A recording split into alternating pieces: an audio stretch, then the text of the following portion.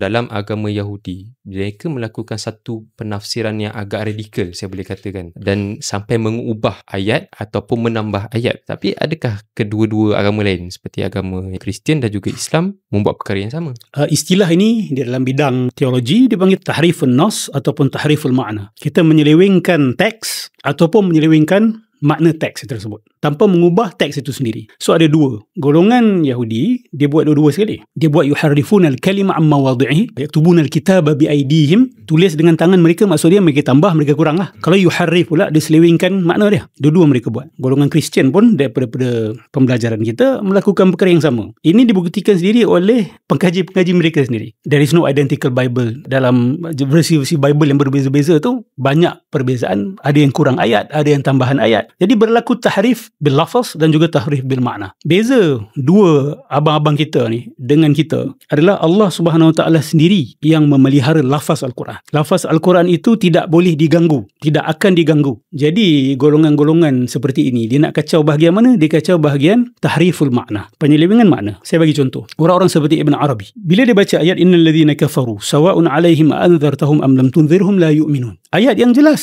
siapa pun baca, orang alim ke orang jahil ke baca boleh faham. Mereka yang kufur kepada Allah Subhanahu Wa Taala, sama saja. Sama ada kamu memberikan dia peringatan, amaran ataupun tidak, mereka tidak beriman kepada Allah. Maksud dia ni tengah cerita tentang kafir tahap tertinggi lah, yang paling tebal kekufuran dia, termasuk sekali golongan munafiqun yang dahsyat. Ibn Arabi menafsirkan ayat tersebut, mengatakan kafaru dekat situ adalah tahap iman paling tinggi sekali. So dia bukan bawa ke tengah, dia terus bawa ke hujung. Ayat yang kita faham sebagai paling teruk, dia bawa kepada paling baik. Dia kata cerita tu adalah berkenaan dengan orang yang kafaru. Kafaru dalam erti kata, dia tahrifkan makna. Dia balik kepada etimologi asal. Makna lughawi, iaitu kafara ni menyembunyikan sesuatu. So dia jelaskan mereka ni menyembunyikan apa? Mereka menyembunyikan cinta dan kasih kepada Tuhan. Mereka menyembunyikan wahdatul wujud. Orang macam ni, kamu tegur macam mana pun dia tak akan ubah pendirian dia. Dia kata itulah makna ayat ini. Ada yang kata, tak, dia isbat makna zahir juga, tapi dia membawa layered meaning. Kalau betul pun dakwaan itu, the second meaning discredit the first meaning. Telah membatalkan makna yang pertama. Sebab ada yang dakwakan Quran ni